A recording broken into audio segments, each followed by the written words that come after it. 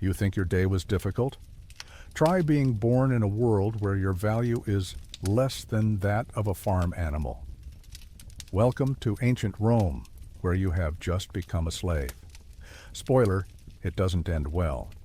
You wake up startled, your body aching against the hard-packed dirt floor. For a fleeting moment, you think it was all just a nightmare, the capture, the forced march, the slave market. But reality imposes itself with the cruelty of a Roman slap. The weight of metal around your neck confirms it. You are now someone's property, a talking object, as the Romans like to say. The darkness around you is almost complete. Only a pale streak of light infiltrates through a small opening in the wall that can hardly be called a window. The air is dense, a suffocating mixture of human sweat, aged urine, and the peculiar odor of despair. The latter, you will soon learn, has its own smell, a bitter note that permanently lodges in the nostrils of servants. Get up! Get up now! Worm from Egypt! The hoarse voice cuts through the silence, along with the crack of a whip that doesn't quite touch your skin but makes you jump instinctively. Your first day as Roman property begins even before the sun considers its appearance on the horizon. You're in a ergastulum, the slave dormitory of a middle-upper-class Roman domus.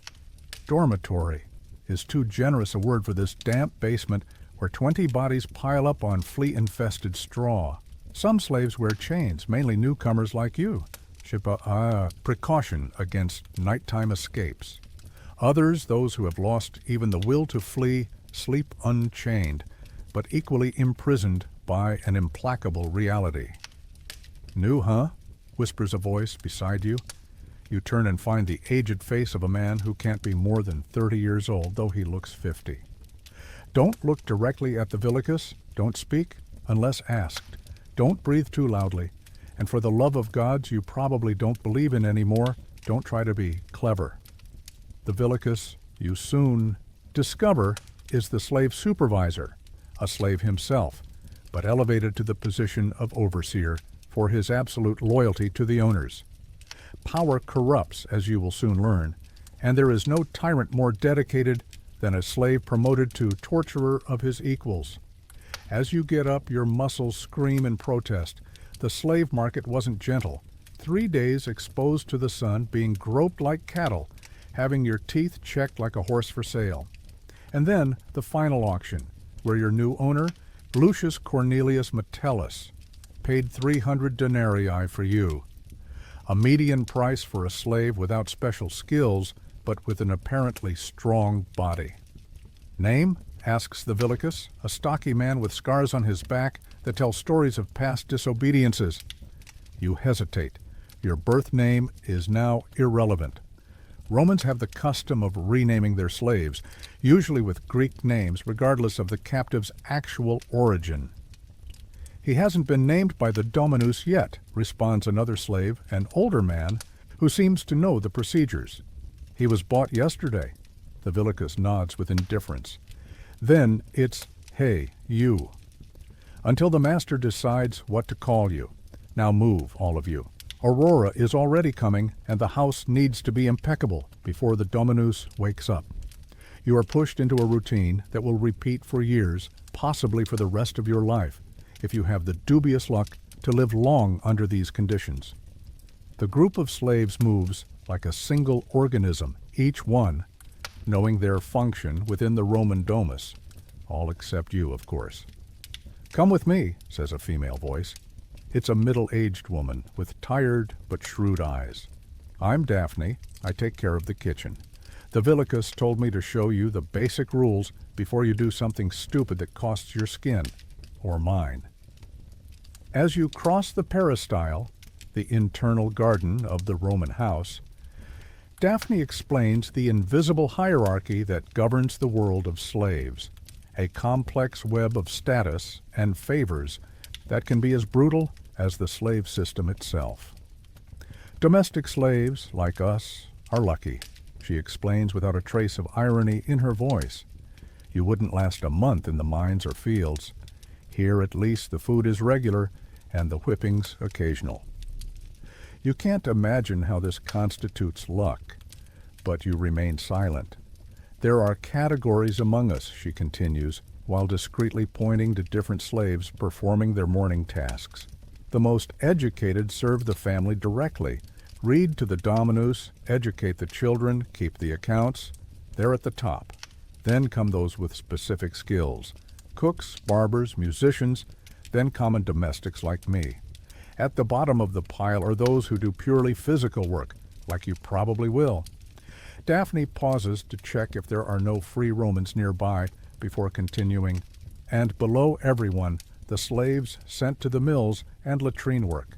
That's where the disobedient go. Remember that.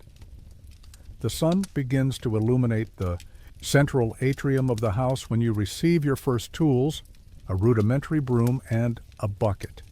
Your initial task is as humiliating as it is predictable, cleaning the human waste that family members left in their nocturnal chamber pots. You're not prepared for this, murmurs Daphne with a sad smile. But you'll get used to it. We all get used to it. While you perform your first task, other slaves move around you in a silent and efficient choreography. The house gradually awakens. A young slave arranges flowers carefully in a vase, while another slave polishes marbles and mosaics with surprising dedication. "Never look directly at the domina," whispers a young slave passing by, carrying towels. She considers it a personal offense. The last one who did it was sold to the salt mines. Instructions keep coming from all sides, creating an unwritten survival manual. Never speak unless asked. If the eldest son asks you for something, check with the domina first. The dog has more rights than you. If you break anything, they might break your fingers. Don't show pain. Don't cry, huh? Don't dream. Your head spins with so many unspoken rules, invisible codes of conduct that separate a bearable day from a whipping session at the flagellation post you saw in the corner of the garden. "Hey, you!" The Vilicus's voice pulls you from your thoughts. The dominus has awakened. It's time to meet your master. Your heart accelerates as you are led through the ornate corridor of the main house. The walls display colorful frescoes depicting mythological scenes, including Hercules performing his labors, a cruel irony considering your own condition as a forced laborer. Lucius Cornelius Metellus is seated in his triclinium, the Roman bed sofa where citizens recline to eat, drink, and socialize. He's a middle-aged man with a typical Roman aristocratic nose and calculating eyes that seem to constantly evaluate the monetary value of everything and everyone around him. "This is the new one?" he asks the Vilicus, without looking directly at you. "Yes, Dominus, from yesterday's Egyptian lot." Metellus finally examines you as if inspecting a newly acquired horse. He looks strong enough for the garden and for carrying litters. "I want to see if he's worth what I paid." He gets up and circles around you, occasionally poking your muscles with a disdainful finger. "What shall we call him? Something Greek, as usual." Let's see, he has a rebellious look. Let's call him Prometheus. That's right, the one who defied the gods and was chained for all eternity, a constant reminder of the consequences of disobedience. You now have a Roman name. Your previous identity has just officially died. "Prometheus," continues Metellus, "you belong to this house now. Serve well, and your life will be tolerable.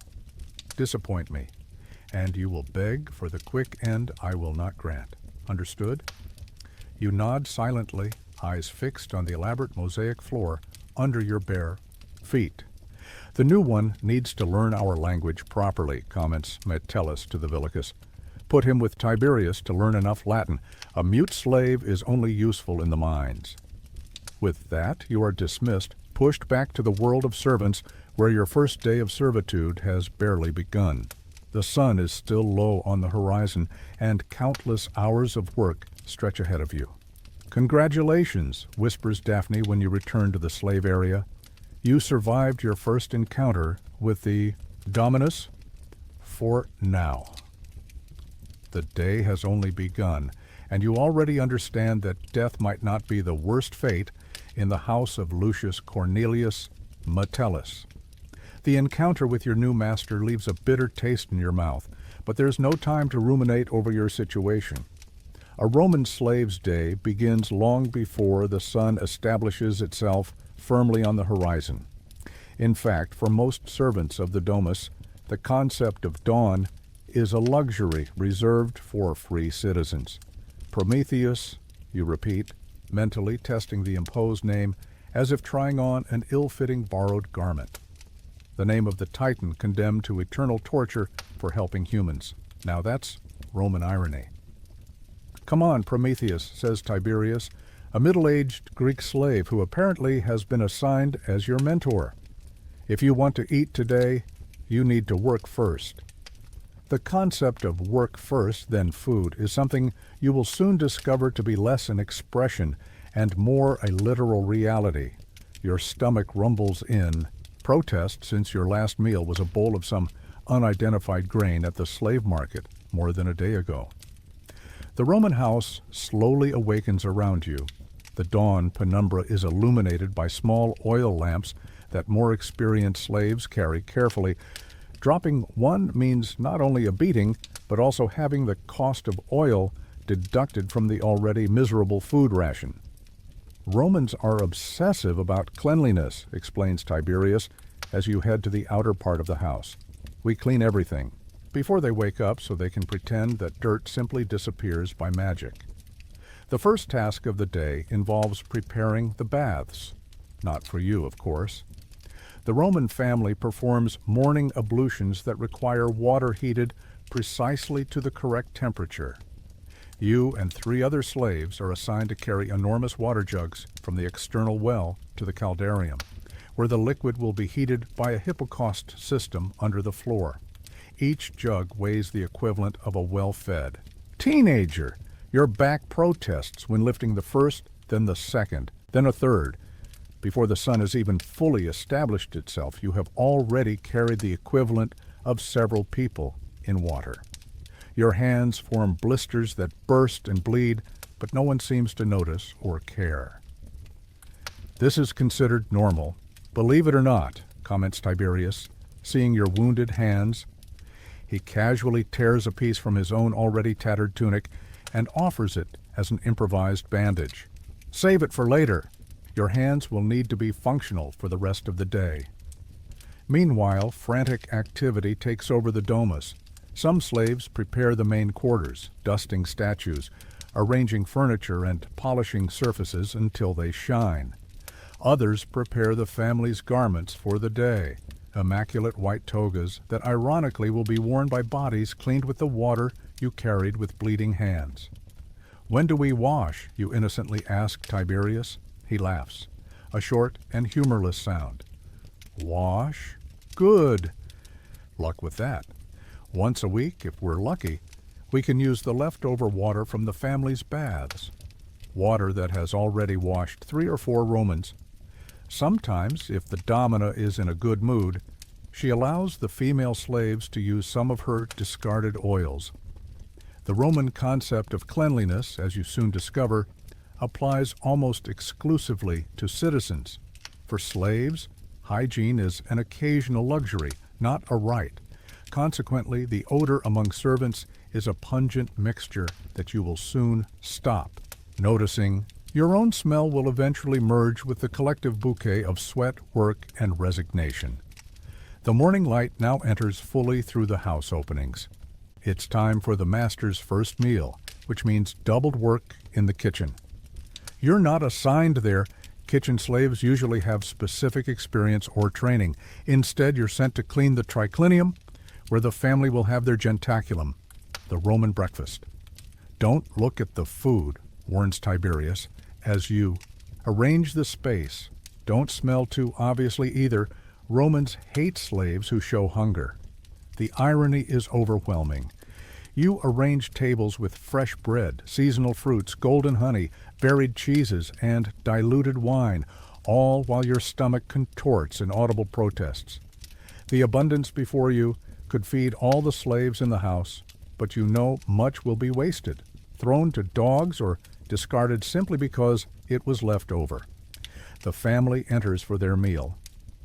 First the dominus, Lucius, followed by his wife Cornelia, an austere woman with always vigilant eyes. The two teenage sons enter next, the older one, Marcus, with the same calculating look as his father, and the younger one, Quintus, who at least has the decency to look uncomfortable with the slave's presence. The youngest daughter, Livia, a girl of approximately 12 years, is the last to enter, accompanied by her personal slave, a Greek named Helena. You remain in a corner, motionless as a statue, as Tiberius instructed. Slaves must be present to serve, but invisible so as not to disturb. It's a contradiction that defines your existence, being simultaneously available and absent. The family eats in relative silence, occasionally discussing plans for the day. Lucius mentions a visit to the Forum for business, while Cornelia plans to supervise new acquisitions for the house. The sons have lessons with their tutors, and little Livia, apparently, will have weaving classes. None of them even looks in your direction, even when you approach to refill a jug or remove a plate. It's as if you don't exist as a person, just as a walking tool. After the meal, the family disperses to their daily activities, and finally comes the moment all slaves await, their own meal, if it can be called that. "Come quickly before it gets cold," calls Daphne from the kitchen. The slaves gather in a small space adjacent to the main kitchen. There are no tables or chairs, just a large cauldron with an unappetizing mixture of cooked grains, occasionally enriched with vegetable scraps, and rarely small pieces of meat that the family rejected. "This is pulse," explains Tiberius, referring to the grain porridge that constitutes the base of slave nutrition. Romans ate this before they became rich and sophisticated. Now it's poor and slave food. Each servant receives a portion in a worn wooden bowl. There are no utensils. You use your fingers or sip directly from the bowl. The taste is surprisingly neutral, neither good nor bad, just existing, like yourself. "Don't eat too hastily," warns another slave. The villicus doesn't tolerate delays, and eating too slowly means not eating everything. You devour your portion in minutes, your stomach grateful for any sustenance. The quantity is calculated to keep slaves functional, but perpetually a little hungry. Another control method among many. Barely finishing the last bite, the villicus appears at the entrance. It's time for task distribution for these rest of the morning. The slaves line up by function. Domestics on one side, heavier workers on another, specialists in a third group. "You," the villicus points at you, "will help in the gardens today. The hortulanus needs muscles to move the statues. Later, you'll carry messages to the Forum for the dominus." Being a messenger doesn't sound so bad until Tiberius whispers, "Be careful with the streets. Slaves alone are easy targets for thieves and false accusations, and don't arrive late with responses or—" He doesn't need to finish the sentence. The flagellation post in the back courtyard communicates the rest of the message. The hortulanus, the head gardener slave, is an elderly man with calloused hands and deep knowledge about plants.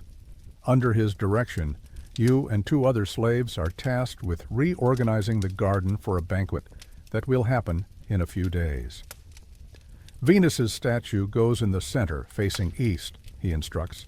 "Mercury to the right, Minerva to the left, the Ars. Dominus wants to impress a senator, so I have to make this garden look like those of patrician houses." The marble statues are incredibly heavy, even with 3 men. Each movement is agony for muscles already overloaded by the previous task with water jugs. The sun is now high, and the heat intensifies the effort. Your hands, already injured, worsen with each new task. Blood dries and forms scabs that crack with new movements. The pain is constant, an inescapable companion you'll have to accept, as part of life. "First week is like this," comments one of the other slaves, a North African man named Musa. Then the body gets used to it, or you die. Usually, it's one of the two. The casualness with which he talks about death is disturbing, but you will soon understand it's a defense mechanism. Dark humor and fatalism are the only philosophies allowed to Roman slaves. After hours reorganizing the garden, pruning bushes, and carrying new soil for flower beds, the villicus reappears. It's time for your function as messenger. The Dominus is at the Forum, he explains, handing you a small sealed wax tablet. Deliver this to banker Caius Sulpicius on Via Sacra. Wait for the response and don't deviate from the path. You have 1 hour. 1 hour to find a place you've never seen, in a labyrinthine city you don't know, speaking a language you barely understand. The villicus must have noticed your panic, because he adds, follow the messenger slave of Gaius Petronius. He's also going to the Forum now. It's your first opportunity to see Rome beyond the Domus walls. While following the other messenger, an experienced young man who moves with the confidence of someone who knows every stone of the path, you absorb the eternal city in all its contradictory glory. Narrow and dirty streets contrast with majestic temples of gleaming marble. The stench of garbage and excrement in alleys competes with the aroma of incense and fresh bread from taverns. People from all parts of the known empire transit through the streets. Egyptians, Syrians, Gauls, Hispanics, many of them slaves like you, recognizable by simple tunics and, in some cases, collars or marks identifying their owners. The sun is already in the middle of the sky, marking Roman midday. Half of your first day as a slave has passed, and you already understand that each dawn will be a new exercise in endurance.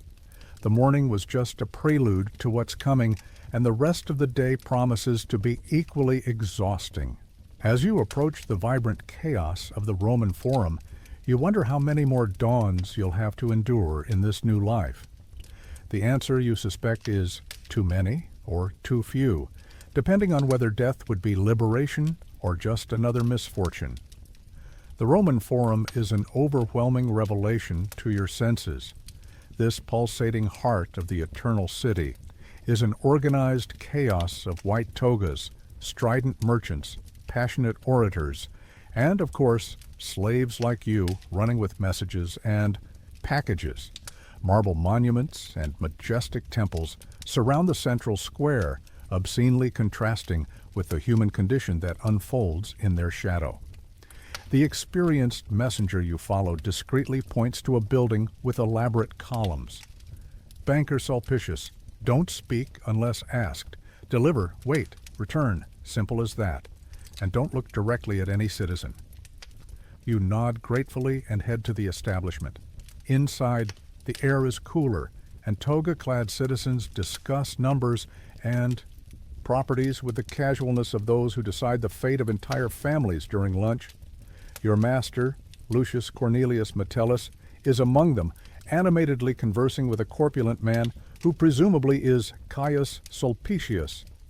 Approaching a Roman citizen is an art you haven't yet mastered. Too close is insolence, too far is inefficiency. You find a middle ground, positioning yourself 3 steps away, head slightly inclined, wax tablet extended forward, but without interrupting the conversation. Lucius eventually notices you. Ah, the message from my accountant. Good. He takes the tablet without even looking in your eyes and hands it to Sulpicius, who examines it with commercial interest. Wait for the response, Lucius orders, dismissing you with a gesture while resuming the conversation about some investment in Campanian properties. And so you wait, and wait, and wait. You remain standing, motionless, for almost a full hour while the men discuss business, drink diluted wine, and occasionally laugh at jokes you don't fully understand with your limited Latin. Your feet ache, the blisters on your hands throb, but you don't dare change position. Experienced messenger slaves around you demonstrate the same statuesque immobility, some clearly waiting much longer than you. Finally, Sulpicius scribbles something on the wax tablet and hands it directly to Lucius. who examines it and then extends it in your direction without even looking at you. Back to the domus, delivered to Quintus, the accountant. Nobody else. And that's it. Your first task as messenger is almost complete. Managing to return to the domus without getting lost in Rome's labyrinthine streets, however, is a challenge in itself. Fortunately, you paid attention to the route there and managed to retrace your steps, though with some accidental detours that consume precious time. When you finally cross the vestibule of the Roman house, the Villicus is waiting, his face a mask of timed disapproval. "Took too long," he declares coldly. "Quintus has been waiting for 20 minutes. You try to explain the detours, but he raises his hand, silencing you. "Save your breath. New slaves always get lost. Next time, it will be -1 whip. Today, just half dinner."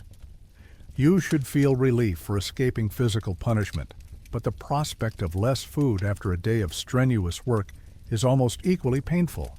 Still, you deliver the message to the aforementioned Quintus, an educated Greek slave who acts as the family's accountant, an example of the hierarchy Daphne mentioned.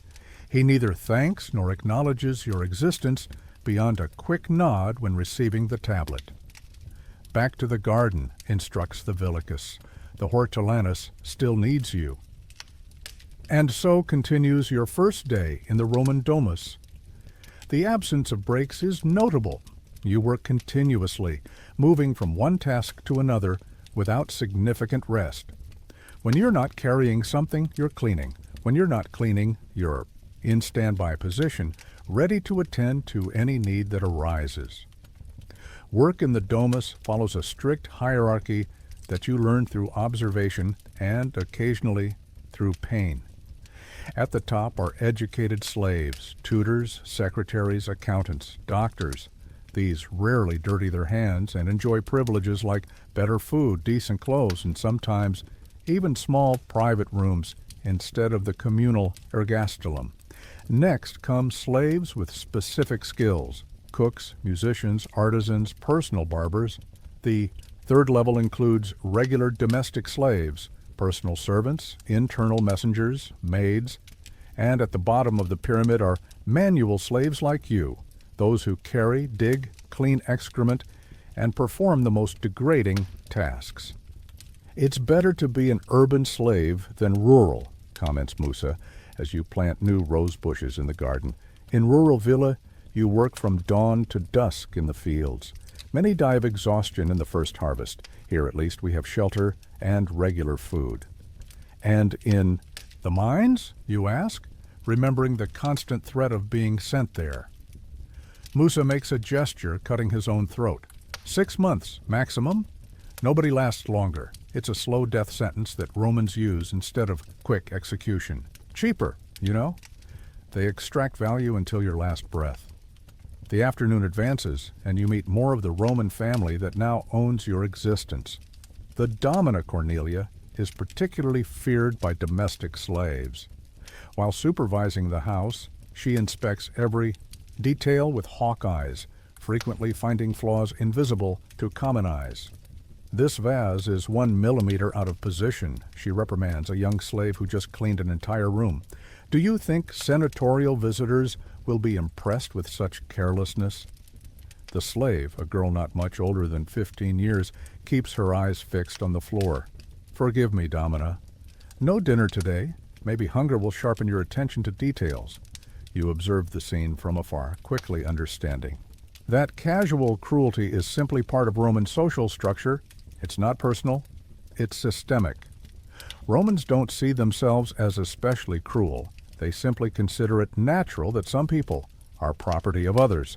The family's children have distinct personalities that directly affect the lives of slaves assigned to them. Marcus, the 17-year-old firstborn, has his father's calculating cruelty, frequently testing the limits of what he can do with his properties. Quintus, the Eha, 15-year-old second son, is more reserved and academic, usually ignoring slaves completely, absorbed in his studies of philosophy and rhetoric. Little Livia, only 12 years old, is the least predictable. Sometimes she demonstrates surprising compassion, other times frightening childish cruelty, as if still testing what kind of Roman she wants to become. Children are the reflection of parents, just without self-control, whispers Daphne, during a rare moment of rest, while you fill water. Jugs. Keep distance from young Marcus. He broke a slave's arm last year for dropping a cup. The Dominus just bought another slave and gave the injured one as a gift to a friend. Expected behavior before family members is a complex dance you're only beginning to learn. Never speak unless asked. Never look directly in the eyes. Never demonstrate any emotion beyond serene submission. Stay close enough to be useful, but far enough not to bother. Anticipate needs without seeming presumptuous. It's like being a useful ghost, explains Tiberius. We're here, but we're not. We exist only when necessary. The rest of the time, we're invisible. Invisibility, you soon realize, is a precise science. When Lucius returns from the forum and demands a bath, 6 slaves mobilize in perfect choreography, water at exact temperature, aromatic oils arranged in order, heated towels, bronze scrapers to clean the skin. Nobody speaks, nobody hesitates. The service happens as if by magic, not by humans. Your role in this ritual is peripheral, just carrying more hot water when necessary, but the observation is educational. When you eventually make a mistake and let a jug bang noisily against the marble, everyone freezes for a terrifying second. Lucius, semi-reclined in his bathtub, raises an eyebrow. New, isn't he? The Villicus quickly intervenes. Yes, Dominus, from yesterday's market, he's still learning. Make sure you learn silently, responds Lucius, returning his attention to the slave who reads aloud a political treatise while he bathes. You have escaped narrowly, and the glances of the other slaves communicate both relief and warning. Punishments in the Domus are as varied as they are unpredictable. Whippings are common, but food reduction, additional work, humiliating or degrading tasks, and even transfer to worse functions are equally feared. The worst isn't the pain, says Musa, while you finish the garden work at the end of the afternoon. It's the uncertainty, never knowing when or why you'll be punished. Sometimes the Dominus is in a bad mood over political matters and takes it out on us. Other times the Domina hears gossip about another patrician's wife using better-dressed slaves and decides we're inadequately presentable. As the sun begins to set, the Domus enters a new phase of activity. It's time for the cena, the main Roman meal, much more elaborate than lunch or breakfast. Guests arrive. 2 senators and their wives, plus a wealthy merchant from Syria. The main triclinium is prepared with the finest silver. Tapestries are adjusted. Slave musicians tune their instruments. Important party, murmurs Daphne while running from the kitchen with a tray of appetizers. Politics and business, the best slaves will be serving. The invisible ones like us will stay in the background. And indeed, only the most presentable, well-proportioned, and trained slaves are selected to serve directly. You and most others remain in the shadows, maintaining the flow of food, drink, and necessities without being seen by the guests. From the kitchen, you hear fragments of conversations about military campaigns on the Germanic frontier, disputes in the Senate, and lucrative business in the province of Asia. Politics, war, and commerce, the pillars of the society that built its empire on the backs of people like you. When the guests finally leave and the family retires, the Domus doesn't rest. There are dishes to wash, floors to clean, garments to prepare for the next day. A slave's work never truly ends. It only diminishes in intensity during some nighttime hours. This is domestic slave life, sighs Tiberius, while you finally retreat to the ergastulum after an interminable day. 16 hours of work, if we're lucky, and tomorrow everything starts again before the sun even rises. When you finally lie down on the flea-infested straw, your muscles scream with exhaustion. Your hands are raw, your feet covered with blisters, your back a symphony of pain, and this was only the first complete day as Roman property. Spoiler, it doesn't end well, murmurs Musa in the darkness before falling asleep almost instantly, a skill that all slaves seem to develop, sleeping quickly and deeply, taking advantage of every precious minute of rest. You close your eyes, too exhausted even to feel fear about what the next day will bring. Your first complete day in the Roman Domus has ended, but servitude has only just begun. The days merge into a monotonous routine of servitude. 1 week has passed since your arrival at the Domus of Lucius Cornelius Metellus, and you have already learned a fundamental truth about being a Roman slave. Hunger is your most constant companion, more present than pain, more persistent than fear. Hunger is the shadow that follows every slave from awakening to sleep. Time for rations, announces the Vilicus on the 5th morning. The word rations isn't accidental. Romans feed their slaves with the same calculating mentality with which they feed their beasts of burden. Enough to keep the body functioning, never enough to satisfy. You line up with the other servants in the small space adjacent to the main kitchen. The tantalizing aroma of fresh bread, eggs, and meats prepared for the family hangs in the air, an olfactory torture that makes your stomach contract painfully. But it's not for you. It will never be for you. New ones here, indicates Daphne, pointing to a separate line. Veterans there. The law of separation isn't arbitrary, as you soon discover. The older slaves in the house receive slightly larger portions, a system that encourages long-term loyalty and creates even more divisions among the servants. Today's pulse has a bit of sausage, whispers Tiberius, as if announcing a great feast left over from yesterday's banquet. And indeed, floating in the usual gray mixture of cooked grains, small pieces of processed meat appear like rare treasures. You receive your portion, a worn wooden bowl containing approximately what would fit in 2 cupped hands. Nothing more, nothing less. Eat slowly, advises a Germanic slave whose name you still don't know. Make it last. Next food only at the 10th hour. It's wise advice, but almost impossible to follow.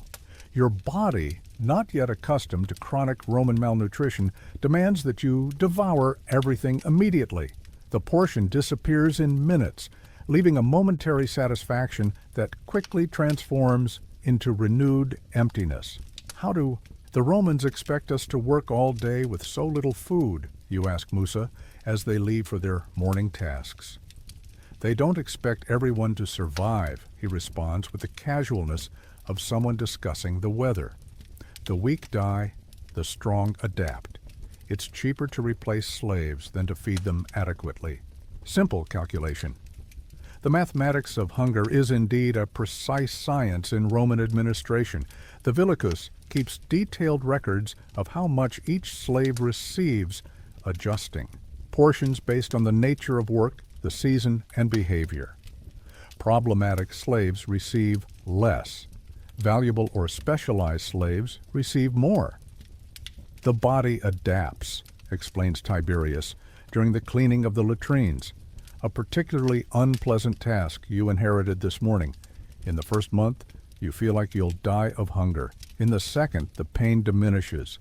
In the third, you discover you can function with much less than you imagined. The wisdom of the veterans is unquestionable, but your stomach hasn't yet received the memo.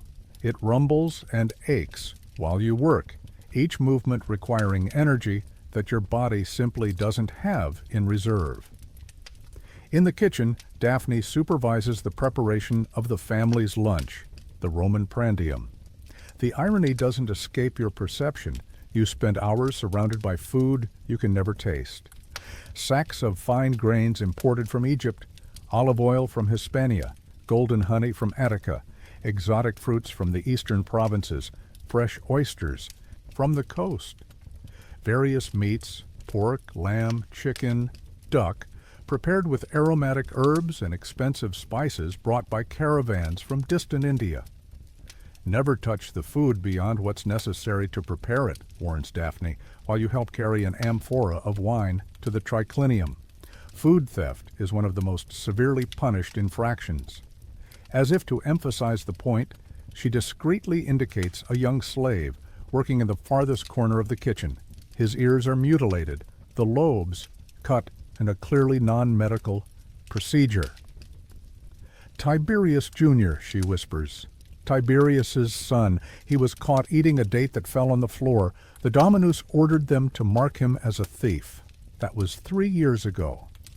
The severity of punishment for something so trivial is shocking, but perfectly aligned with Roman logic. Food isn't just sustenance, it's power. Controlling access to food is controlling the very bodies of the slaves. Some try to hide crumbs in the folds of their tunics, continues Daphne while they work. The most desperate even swallow whole pieces when no one is looking. It's risky, very risky. You soon learn that hunger creates its own code of conduct among slaves. Those with access to food occasionally help the less fortunate, but always with extreme discretion. A piece of bread hidden under the straw of a sick companion. A slightly larger portion secretly passed to a nursing mother. Small acts of solidarity that, if discovered, could result in severe punishments for everyone involved. At midday, the family gathers for the prandium. This Roman lunch is relatively light by patrician standards. Bread, cheese, fruits, some cold meat, diluted wine. For slaves working around them, however, it's an unreachable feast displayed inches away. You were assigned to fan the Dominus during his meal, a tedious task that involves constantly moving a large fan of peacock feathers to create a pleasant breeze. It's an elaborate torture. Standing still, moving. Only your arms observing every bite, every sip, every casual movement of people for whom hunger is an abstract concept. Cornelia, this wine is too diluted, complains Lucius, extending his cup without looking at the slave, who immediately approaches to serve a more concentrated mixture. The grapes from Gaul are superior this year, comments Quintus, the studious son. I read that the climate was particularly favorable. I prefer those from Campania, responds Marcus, the firstborn. More body, less acidity. The banality of the conversation contrasts obscenely with your famished reality. They discuss flavor nuances while your stomach contorts painfully. This cheese is slightly passed, observes Cornelia, discarding a piece that could easily feed a slave for an entire day. The rejected food doesn't go to the servants, as you might naively expect. Instead, it's collected in a separate bowl for the family's hunting dogs, who enjoy a diet superior to the humans who serve them. This was considered normal. Believe it or not, whispers the slave beside you, noticing your fixed gaze on the discarded food. After the prandium, finally comes the moment for the second and last daily meal of the slaves. This is even more rushed than the first, as it happens during the period of greatest activity in the house. You have literally minutes to consume a portion of cooked beans with a tiny piece of bacon. 20 chews per bite, advises Musa, between hurried forkfuls. Swallows. Easier, and tricks the stomach into thinking you ate more. The science of hunger has many specialists among slaves. Some swear that drinking water before eating increases the feeling of satiety. Others argue it's better afterward. Some chew slowly, others quickly. Desperate techniques to manage a condition that never really improves. The consequences of chronic malnutrition are evident in everyone around you. The older slaves have consumed bodies, with muscles defined not by strength, but by the complete absence of body fat. Teeth fall out prematurely, hair becomes prematurely gray, wounds take time to heal, women frequently stop menstruating, men develop a cadaverous aspect with deep and permanent dark circles. Why do some seem less affected, you ask Tiberius, noticing that slaves like him, although thin, don't present the moribund aspect of others. Food hierarchy, he explains. Educated slaves like me receive occasional supplements. The dominus doesn't want his reader and accountant to look like a walking skeleton in front of important guests. It's a matter of status, not compassion. In the afternoon, while you help in the preparation of the cena, the main Roman dinner, the disparity reaches almost comical levels in its absurdity. Just for this evening meal, the kitchen prepares gustatio, appetizer, fresh oysters, boiled eggs with fish sauce, asparagus with mint sauce, marinated olives in 3 varieties, primae mensae, main course, whole roasted wild boar, pheasant stuffed with truffles, sole and wine sauce, kid goat with herbs, accompanied by various vegetables prepared with oil and spices, secundae mensae, dessert, honey cakes, crystallized fruits, caramelized nuts, fine cheeses with dried fruits. All this for only 5 people and 2 guests. 7 humans will consume in a single meal enough to feed the entire slave staff for a week. "Good luck with this," murmurs Daphne, seeing your horrified expression. "Some vomit to be able to eat more, you?" "No, they have a special room for that, the vomitorium. They literally eat until they can't fit more, vomit, and return to eat more." The vulgarity of abundance is almost as nauseating as hunger itself. While you serve wine during the banquet, Lucius and his senatorial guest discuss the relative merits of different methods of fattening chickens for consumption, whether it's better to feed them with a paste of figs or keep them in darkness to limit movement and increase fat. "My cook developed a drowning technique for ducks," comments the guest with enthusiasm. "Makes the meat more tender. They die more stressfully, which apparently improves the flavor." You think of the perverse irony. Deliberately starved humans serving other humans, obsessively worried about gastronomic nuances. The empire is built on these grotesque contrasts. After the banquet, while slaves clean the remains, occurs the cruelest ritual of all. The leftovers, abundant and still perfectly edible, are divided into 3 destinations. A small part goes to the kitchen to be reused in future family meals. Another portion goes to the animals, and the rest is simply discarded, often thrown directly in front of you to ensure that no servant dares touch it. "It's purposeful," explains Tiberius, while you discard food sufficient to feed 10 people. "It's a demonstration of power. We can waste what you desperately need. Maintaining hunger is maintaining control." That night, back in the ergastulum, you dream of food. All slaves dream. Some talk during sleep, describing imaginary banquets or simple meals from their previous lives. Hunger follows them even into Morpheus's realm. "You get used to it," murmurs Musa in the darkness. "Not to the hunger, to knowing it will never go away."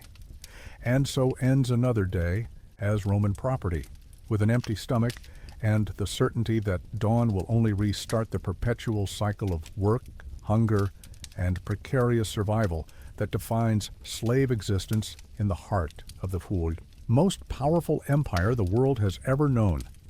2 weeks in the domus of Lucius Cornelius Metellus, and you're already beginning to understand that Roman slavery isn't just a physical condition, but also a meticulously rehearsed choreography. The hunger that constantly gnaws at your stomach is just one aspect of much more comprehensive control. Dominion over your own body, over how you occupy the physical space of the Roman world. Head inclined, eyes down, shoulders slightly curved, hands always visible, feet together when stopped, silent steps when moving. Tiberius recites these instructions like a poet would declaim sacred verses. You're in the peristyle, the internal garden of the domus, and he's teaching you the art of existing as Roman property, a series of postures and movements as unnatural as they are essential for your survival. Romans don't just want us to obey, he explains, demonstrating the correct posture of a slave awaiting orders. They want our own bodies to express submission in every moment. It's a constant performance. You try to imitate his posture, head slightly inclined, eyes fixed approximately 1 meter ahead on the ground, arms relaxed but ready, feet positioned for discreet balance. Not so curved, corrects Tiberius. Looking too defeated is almost as dangerous as looking defiant. Romans despise excessive weakness. We're tools, and broken tools are discarded. This is the central paradox of slave body language. Demonstrate absolute submission without appearing pathetic. Be perpetually alert without appearing anxious. Maintain physical capability without exhibiting threatening strength. Here comes the domina, whispers Tiberius. Observe. Cornelia crosses the peristyle toward the tablinum, where she takes care of domestic affairs.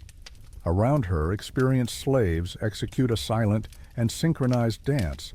Those in the direct path disappear like shadows in the midday sun. They don't run, sudden movement draws attention.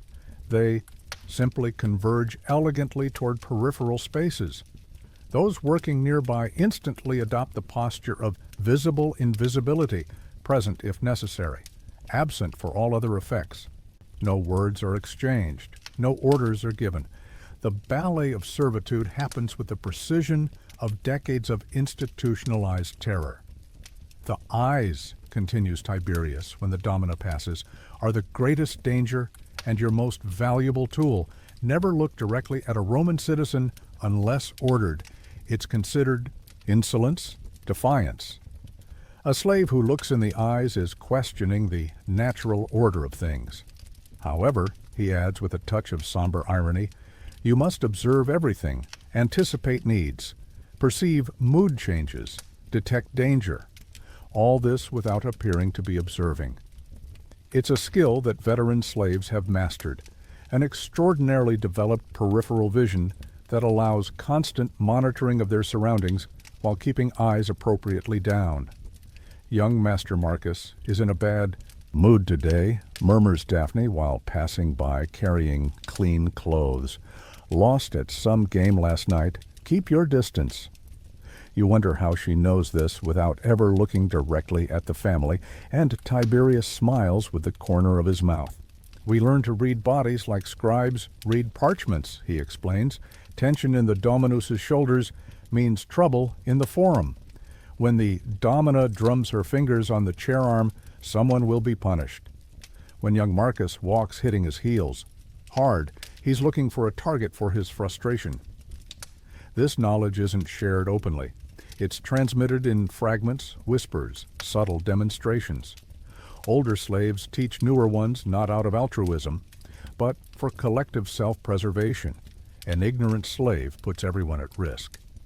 There's also our own language, continues Tiberius, while you move to clean the impluvium, the basin that collects rainwater in the center of the atrium.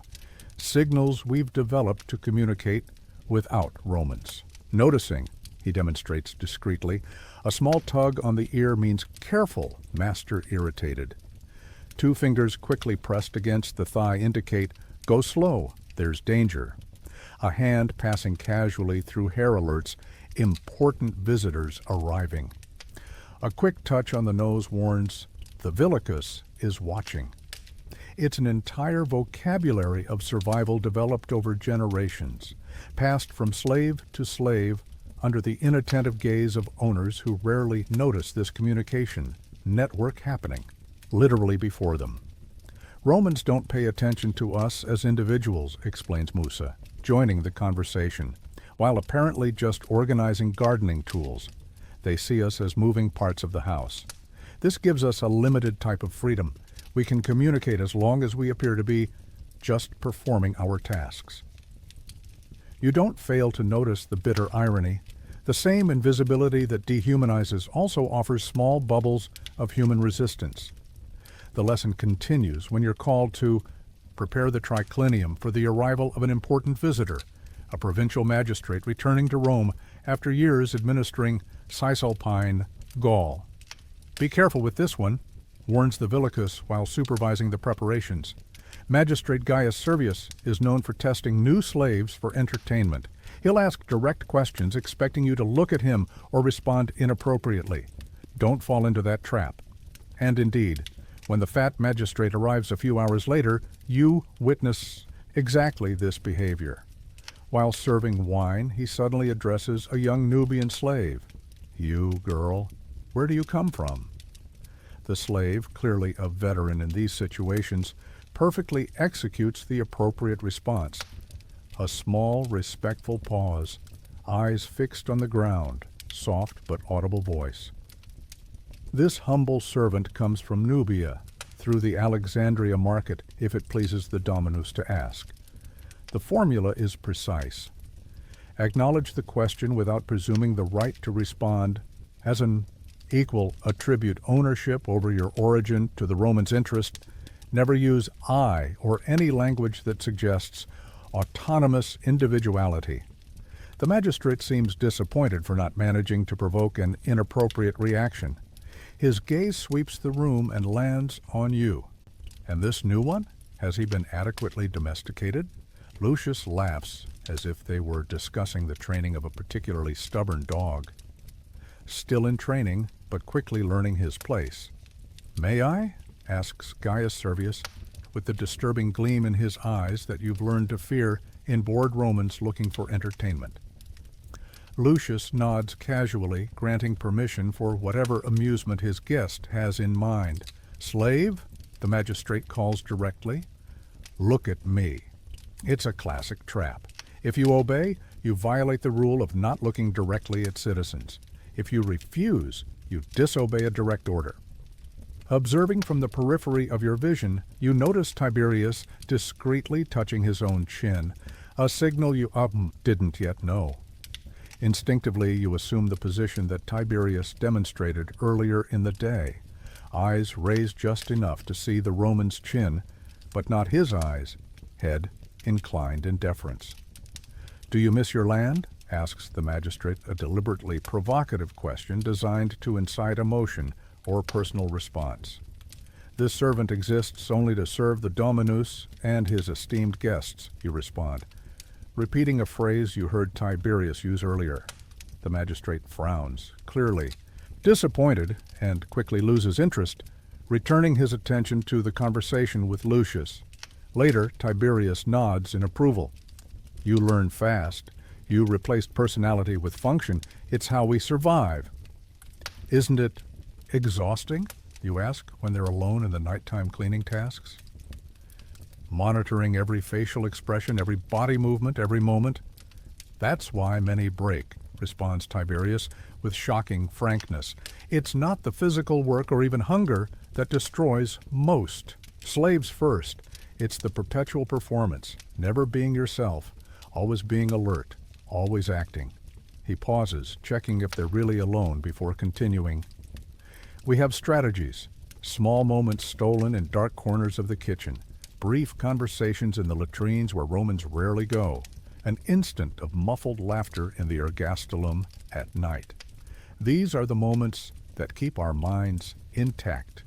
You begin to understand that Roman slavery isn't just the appropriation of your body and work, but the complete colonization of your own physical expression in the world.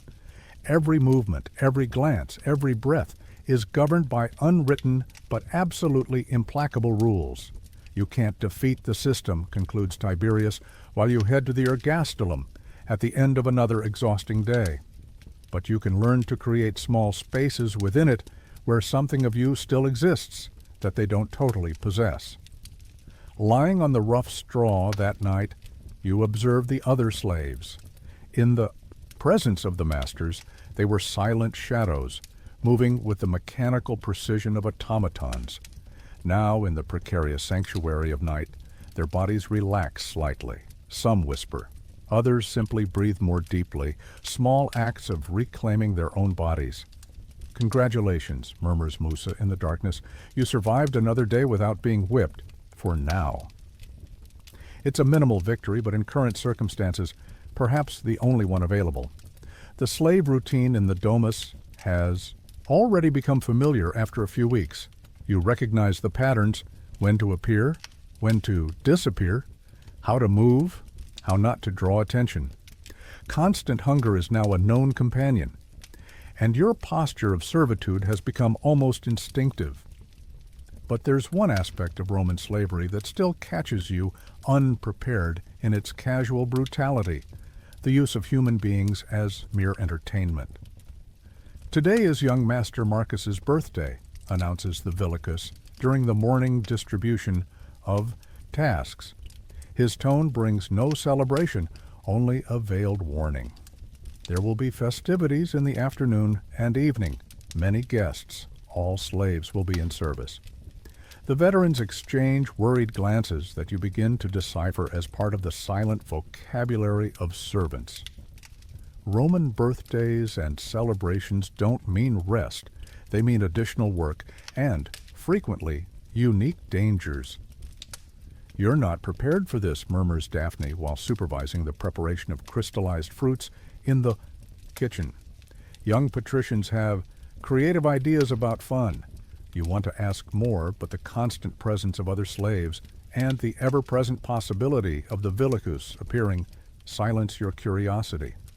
Only later, while carrying heavy garlands of flowers to decorate the triclinium, does Tiberius elaborate. Romans use people as entertainment in 3 ways, he explains in a low voice: as performers, as objects of humiliation, or as targets. The taxonomy is disturbingly precise, as you will soon discover. At midday, while the house buzzes with preparations for the evening banquet, Cornelia personally inspects the slaves who will serve directly to the guests. It's a selection that chills your spine as you observe from the periphery. Too old, too short, bad teeth, visible scars. This one, yes, this one too. The slaves are literally lined up and evaluated like decorative objects. The young and physically attractive are selected to serve at the table. Those of average appearance are assigned to backstage tasks. Those considered visually inadequate are sent to work in the kitchens or stables, completely out of sight. "Moving ornaments," comments Musa, while carrying wine jugs to the refrigerium. That's how they see us at social occasions. You weren't selected to serve directly. Your recent acquisition still keeps you in the category of not completely trained, but you receive a peripheral task, helping to carry and prepare supplies for the performing. Slaves. That's where you meet Helios, a thin, middle-aged Greek with eyes that have seen too much. "I'm the acrobat," he explains while preparing his simple garments. "Today I'll make the guests laugh while risking my neck." Helios is part of a special group, slaves with specific entertainment skills: musicians, dancers, acrobats, contortionists, poets. Their lives are slightly less arduous in terms of brute physical work, but they carry the constant burden of having to please and entertain. Et eno. Acrobat with a broken leg is an ex-acrobat, he explains with a forced smile. And ex-acrobats quickly become ex-people, if you understand what I mean. As the afternoon advances, you observe the preparations for what you soon recognize as an elaborate presentation of theatricalized cruelty.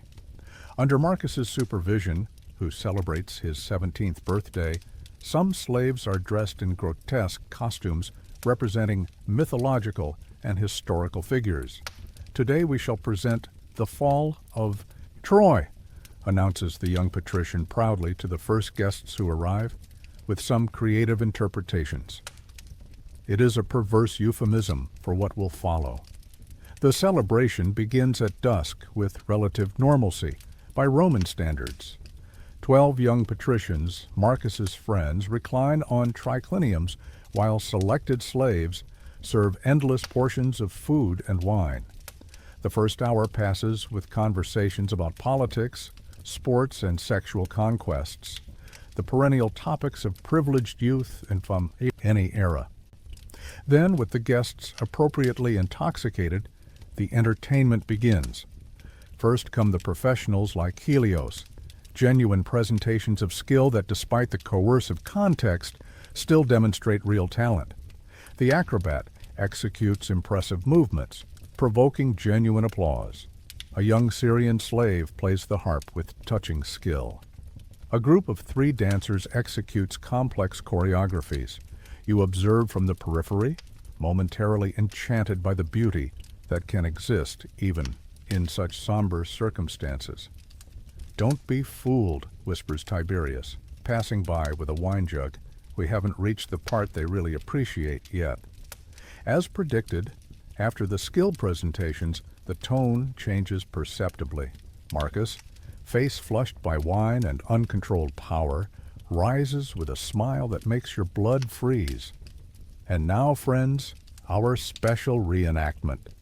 6 slaves are pushed to the center of the hall, dressed in improvised costumes. One is Priam, another Hector, a third Helen. The others represent Trojan and Greek soldiers. The play is a crude parody of the fall of Troy, but with a crucial difference: the violence is not simulated. When Achilles defeats Hector, the slave is actually struck with enough force to bleed. When Troy falls, the citizens are actually humiliated, forced to undress, to beg for mercy, to act like animals for the entertainment of the intoxicated audience. The young patricians applaud, laugh, and occasionally suggest new torments. Make him bark like a dog. That one should crawl like a serpent. Make the Trojans eat from the floor. You observe horrified, but maintain your face carefully neutral. Showing disapproval would be dangerous. Beside you, Musa keeps his eyes lowered. "It only gets worse," he murmurs. And indeed, after the play, when intoxication levels reach new heights, begins the phase that veterans most fear: the improvised games. "We must test the new Egyptian," shouts one of the guests, pointing in your direction. Your stomach sinks when you realize he refers to you. Apparently, your origin has become known, and now it is your label. Marcus smiles that aristocratic Roman smile that you have learned to fear. "Excellent idea, Decimus. Bring him here." The Villicus gestures for you to advance. Refusing is not an option. Your feet feel made of lead as you walk to the center of the banquet hall, where the young patricians observe with the predatory interest of hawks spotting a mouse. "They say Egyptians are the best swimmers due to the Nile," comments Marcus. "Let's test that theory." He makes a gesture, and 2 domestic slaves bring a large bronze basin normally used for baths. It is filled halfway with wine, impressive waste of an expensive drink, but insignificant for those who treat humans as disposable toys. "Dip your head," orders Marcus. "We'll time how long the Egyptian can stay under the wine." The guests applaud enthusiastically at the experiment. You hesitate, only a fraction of a second. Enough time for Marcus to add, "Unless you'd prefer 20 lashes?" It is a non-choice. You kneel before the basin, feeling the strong aroma of wine. A liquid you were never permitted to taste will now be your medium of near drowning. You take a deep breath and plunge your head. The wine burns your eyes, invades your nostrils. The sensation is disorienting. The liquid is denser than water, the aroma overwhelming even beneath its surface. You hear the muffled voices counting in Latin. Your lungs begin to protest, pleading for air. 7, 8, 9. When you finally can't bear it anymore and lift your head, gasping and coughing, your face and hair soaked with the dark purple liquid, the patricians seem disappointed. "Only 16 seconds, declares Marcus. "Pathetic. I thought Egyptians were better than that." The guests laugh. One of them suggests, "Perhaps we should help him practice." It is when you realize this game could become deadly. The games of intoxicated young patricians frequently end with slaves severely injured or occasionally killed. An unfortunate accident, easily compensated financially between noble families. You are saved by what initially seems like another disaster. A young slave stumbles while serving, spilling wine on one of the guests' toga. Attention immediately turns to this new potential victim, while you are forgotten at the periphery of entertainment. The rest of the night unfolds like a nightmare in slow motion. The slave who spilled wine is forced to clean the stain by licking it from the toga while still worn, to the hilarity of the guests. Two other slaves are forced to fight like gladiators using kitchen utensils as weapons, required to cause real injuries to each other or face worse punishment. A particularly young and attractive slave girl is repeatedly called to serve more closely to specific guests. Her empty eyes as Roman hands roam her body. Tell a story you would prefer not to understand completely. This is entertainment, whispers Tiberius when you meet briefly in the kitchen between services. Our suffering, humiliation, and degradation are literally fun for them. As the night progresses, the games become more cruel and less coherent, accompanying the increase in intoxication. One slave is forced to drink urine as if it were wine. Another must endure drops of hot wax from candles being dripped on his bare torso. Two are forced to exchange punches until blood is shed. When the party finally ends, well after midnight, 5 slaves need medical care. One has a broken tooth, another second-degree burns. A third can barely walk after being repeatedly kicked as part of a comic dance. In the ergastulum, the silence is heavier than normal. Each slave privately processes the horrors witnessed or experienced.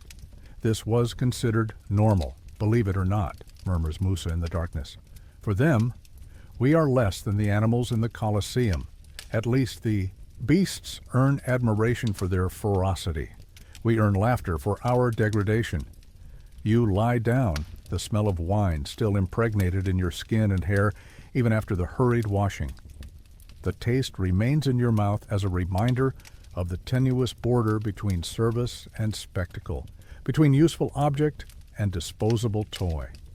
There will be another party soon, comments Tiberius from the other side of the dark enclosure. The Domina's birthday next month is even worse. At least today, nobody died. The most disturbing thing you realize while trying to find sleep is not just the cruelty of the Romans. It is how quickly you are learning to evaluate days not by the presence of kindness, but by the absence of extreme atrocity. Your scale of good journey has adjusted to include only surviving without permanent damage. Spoiler, it doesn't end well, you whisper to yourself, echoing the words you have so often heard from the veterans. Your only consolation is the historical knowledge that empires eventually fall, even those that seem eternal. You won't live to see it, but somehow, just knowing that Rome will one day be ruins brings a minimum of comfort as you fall asleep, exhausted, for another day of servitude. The sun finally sets over the domus of Lucius Cornelius Metellus, but the end of day does not mean the end of work for the slaves. Darkness, which offers rest to Roman citizens, brings only a change in servile tasks. You are about to discover that, in Roman slavery, even night belongs to your masters. Night is just another shift, explains Daphne as the last guests from the scene leave the residence. The moon is already high, but the house remains in frantic activity. You thought we would sleep now? Good luck with that. Night work begins immediately after the visitor's departure. First, complete cleaning of entertainment spaces, food remains, spilled wine, displaced furniture, occasional vomit in corners. Romans drink more than their stomachs can bear. You and 5 other slaves spend the first hour of night on your knees, scrubbing mosaic floors meticulously to restore their original shine.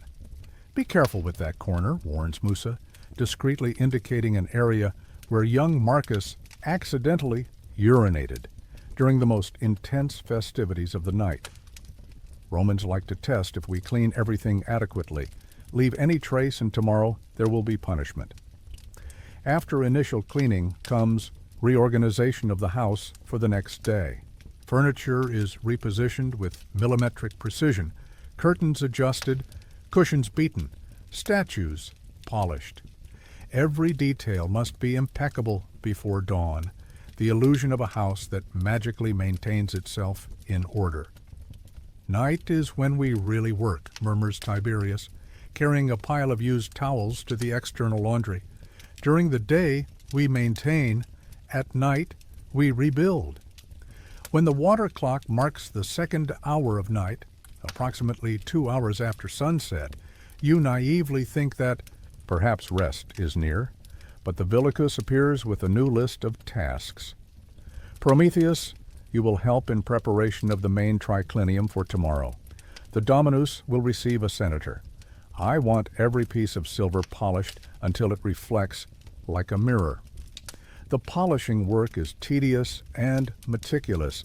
Every cup, every plate, every utensil must be scrubbed with a paste of ashes and oil until achieving impeccable shine. Your already hurt fingers protest at every repetitive movement. Hours drag while you work in the penumbra of small oil lamps, saving fuel as ordered. Romans invented a special torture, comments an elderly slave who supervises polishing. They make us work exhausted in darkness, handling valuable items. If something breaks because we are staggering from sleep, we are severely punished. If we work too slowly to avoid accidents, we are punished for laziness. It is a perfect system of control. Around the 4th hour of night, finally comes the order everyone awaits. Remaining tasks in the morning, to the ergastulum. The slave's dormitory is a suffocating basement that you already know well, but at night its true nature reveals itself completely. Approximately 40 people crowd into a space designed for half that. The air is dense with the odor of unwashed bodies, damp straw, and the unique miasma of concentrated despair. Find your space, guides Tiberius, and defend it. Space is a generous concept. You receive approximately the area your body occupies when lying in fetal position. There are no real mattresses, only straw occasionally replaced when the bad smell becomes unbearable, even by Roman standards of slave treatment. You settle between Musa and a Gallic slave, whose name you haven't learned yet. Physical contact with strangers is inevitable. Shoulders, legs, and backs touch by necessity. Any concept of privacy is a forgotten luxury. Newcomers always complain, whispers the Gaul when you try, uselessly, to find a comfortable position in the rough straw. After a few months, you'll be able to sleep standing, if necessary. This is not exaggeration or morbid joke. You have already observed older slaves occasionally sleeping standing, leaning against walls during rare moments of pause, their bodies so accustomed to sleep deprivation that they take advantage of any opportunity for fragmented rest. Sleep in the ergastulum has its own cruel hierarchy.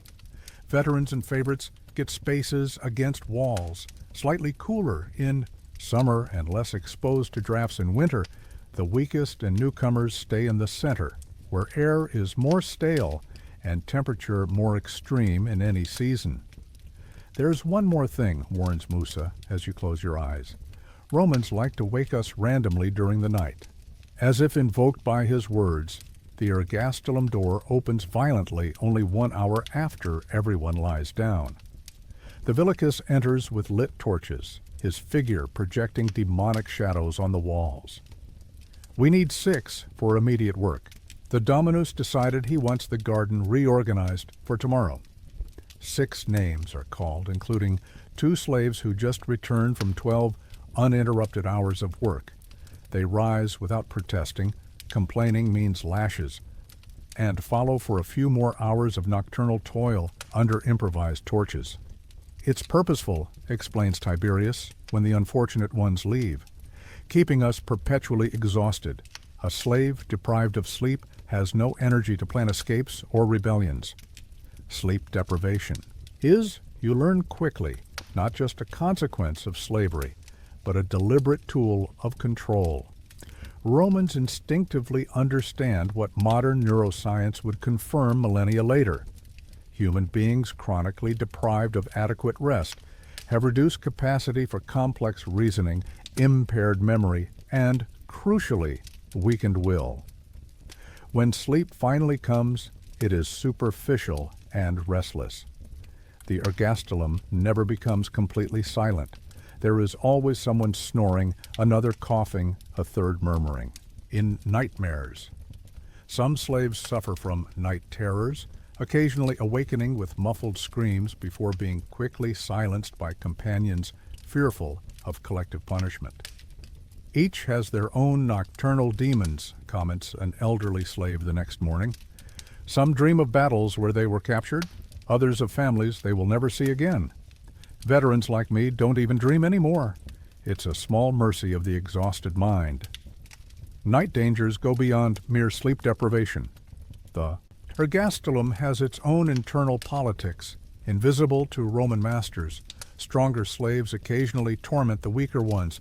Sexual favors are sometimes coerced under threat of fabricating accusations of theft or disobedience. Small, valuable items, an extra piece of bread, a scrap of softer fabric to cushion the rough floor, disappear during the night. Keep anything of value hidden, advises Musa in the second week, after you secretly manage to preserve a small broken kitchen knife, not as a weapon, but as a useful tool. And sleep with one eye open. Veterans develop complex strategies to maximize the little rest available. Some form sleep partnerships. While one rests deeply for an hour, the other watches, then they reverse. Others learn to sleep in minute microcycles during daytime intervals, accumulating fragments of rest that barely constitute 4 hours per day when added together. If we organized sleep shifts, we could all rest better, you suggest innocently, after weeks of interrupted nights. Tiberius laughs without humor. We already tried that. The Villicus discovered and punished all participants. They don't want us to rest adequately. Well-rested slaves think too much. Ironically, the only slaves who occasionally enjoy adequate sleep are those considered sexual properties of the masters, kept in separate quarters, better fed, and allowed to recover to maintain attractive appearance. It is an advantage that nobody envies, given the cost.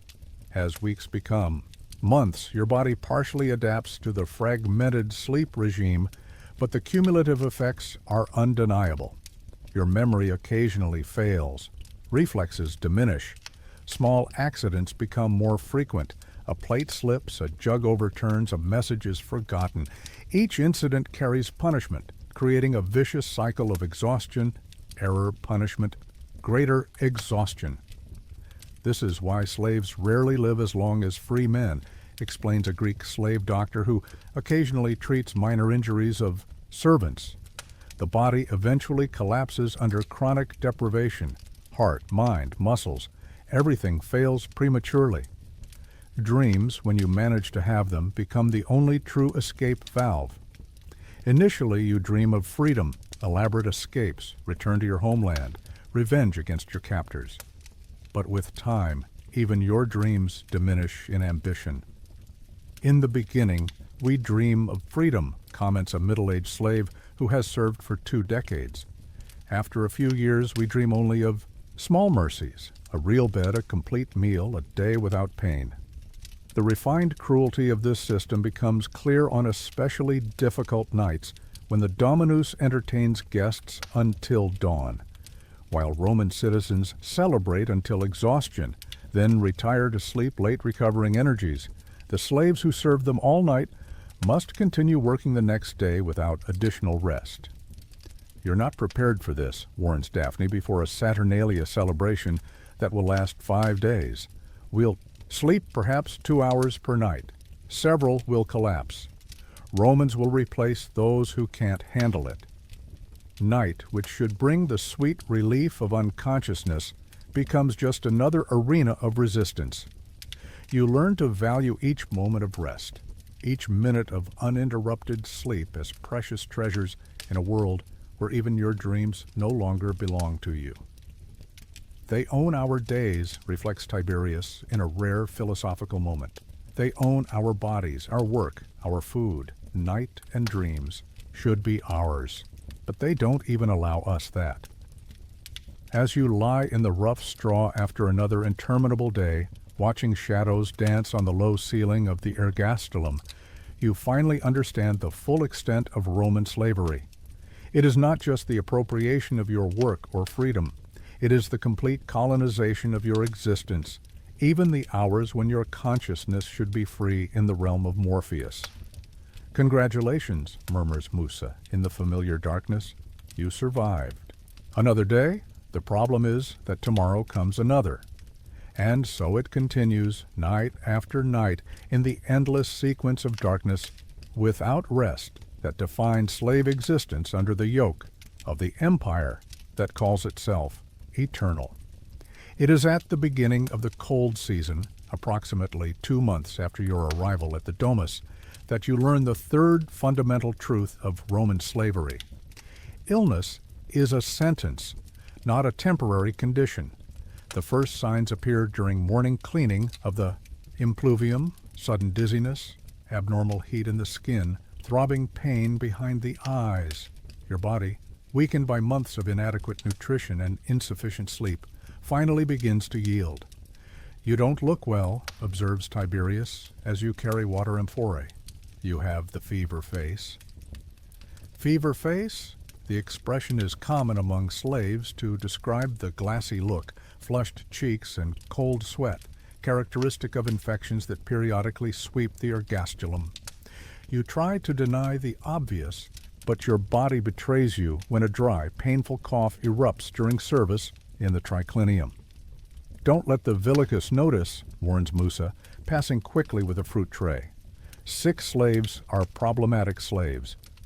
And so begins your introduction to the Roman medical system, or more precisely, to its cruel absence when applied to human properties. While Roman citizens enjoy trained doctors and elaborate treatments, slaves exist in a limbo where illness is simultaneously ignored and punished. You try to hide the symptoms, swallowing the cough until your lungs burn, disguising tremors as normal shivers from the autumnal cold, working through the headache that makes your vision occasionally blur. For 3 days, you maintain the facade, but on the 4th morning, you collapse while carrying water for the baths. "Get up," orders the villicus, impatiently poking you with the tip of his sandal. When you try and fail, his expression hardens. "To the ergastulum, then, no ration until you improve." The logic is brutally simple. Slave who doesn't work, doesn't eat. Illness is not seen as misfortune, but as failure of the servant himself to maintain functionality. The ergastulum during the day is a ghostly place, empty except for other sick people and occasional elderly slaves considered almost worthless. Autumn fever diagnoses an elderly slave of Greek origin who acts as unofficial healer in the rare moments when the villicus allows such care. Many catch it when seasons change. Her name is Cleo, you learn, and she was trained as a doctor's assistant before being enslaved 40 years ago. Her gnarled hands examine your neck and forehead with surprising gentleness. First non-utilitarian human contact you experience in months.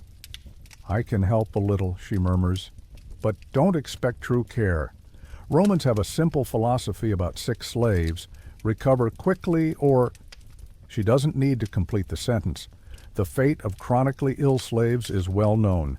Discounted sale for even more brutal work, transfer to degrading functions like latrine cleaning, or simply abandonment on Tiber Island, where discarded slaves often end their days.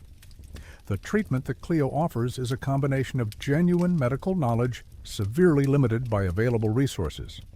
A bitter infusion of herbs, secretly harvested from the garden, cold compresses made with rags, moistened in water stolen from the kitchens, small portions of diluted honey smuggled by Daphne to soothe the inflamed throat.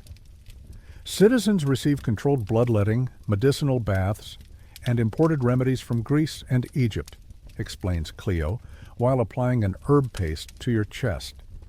We receive what we can hide in our hands and memorize with our minds. The ergastulum becomes a chamber of feverish horrors in the following 2 days. Lying in the damp straw, you observe other sick slaves around, some with conditions much worse than yours. A young man from Gaul coughs blood incessantly in a corner. A Nubian. Woman delirious with fever so high that her body trembles uncontrollably. A slave child, yes, Romans enslave even children, cries silently while pustules cover his arms and neck. I think it's smallpox minor, comments Cleo while examining the child. If it were major, we would all be infected and probably dead. The casualness with which she mentions mass mortality is disturbing, but you soon learn that regular epidemics are simply part of slave reality. Confined in overcrowded and unsanitary spaces with inadequate nutrition and limited access to basic hygiene, slaves are vulnerable to periodic waves of diseases that decimate their ranks. Last year we lost 12 to intestinal fever, recalls an elderly slave recovering from some chronic lung disease. The Dominus simply bought more the next month. For them, it's just a matter of stock replacement. On the third day of your illness occurs what Cleo warned about, the inspection visit. The Villicus, accompanied by Lucius Cornelius, Metellus himself evaluates the sick in the ergastulum, like a farmer would evaluate debilitated cattle. This one is almost recovered, observes the Villicus, pointing to you. He will return to service tomorrow. And that one? Asks Lucius, indicating the Gallic slave who coughs blood. Tuberculosis, probably. I recommend sail before it gets worse. Lucius agrees with a casual nod. Send him to market next week, with discount, obviously. Be honest about the condition. We don't need problems. With the Aediles. His concern is not with the man's fate, but with Roman commercial regulations that punish sellers who omit defects in merchandise. The child with eruptions? He's improving, worth keeping, Dominus. He's young and will learn useful skills. This calculated coldness, determining who deserves recovery investment and who represents unacceptable loss, is the essence of Roman slave medicine. There is no Hippocratic oath, only return on investment calculations applied to human bodies. Spoiler, it doesn't end well, whispers the slave beside you when the inspectors leave. The Gaul will be sold to the mines. Nobody buys tubercular slaves for domestic work. The mines, you have already learned, are effectively a slow death sentence. Few survive 6 months in those conditions, even with perfect health. For someone with lung disease, it would be a miracle to last 1 month. The next morning, as ordered, you return to service despite the fever still present and persistent. Cough. Your legs tremble while carrying water, your vision occasionally darkens during prolonged tasks, but hiding suffering becomes survival instinct. Work through the pain, advises Musa.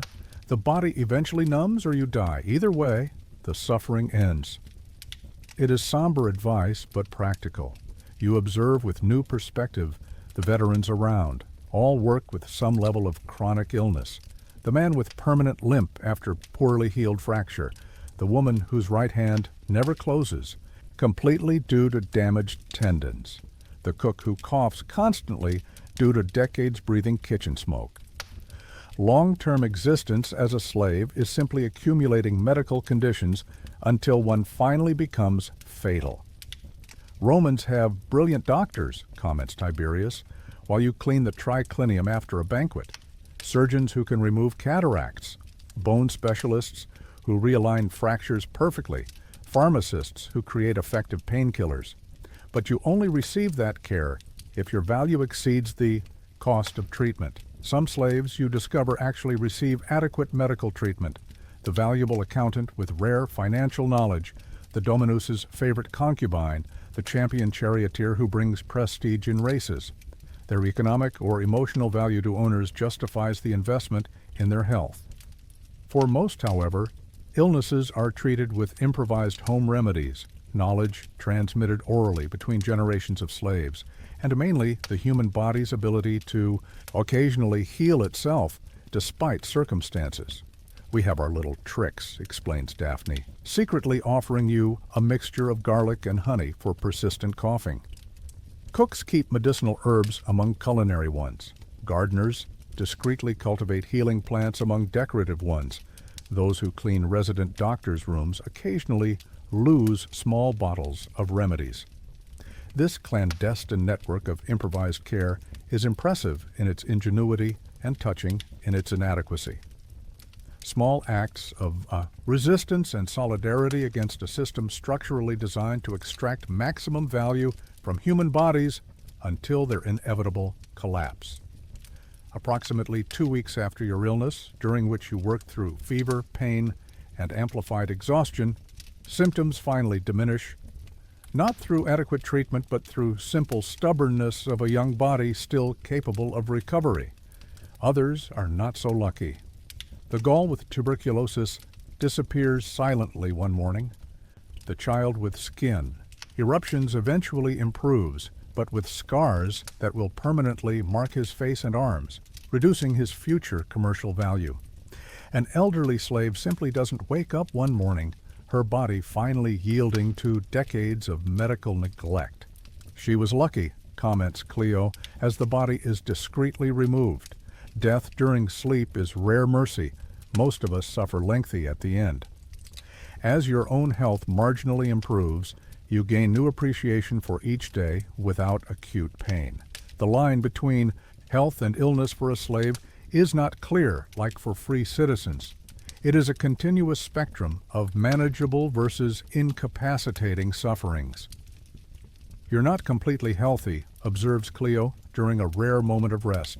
Just functioning adequately by Roman standards, there's a difference. And she is right. The body you now inhabit is not really healthy by standards of your previous life.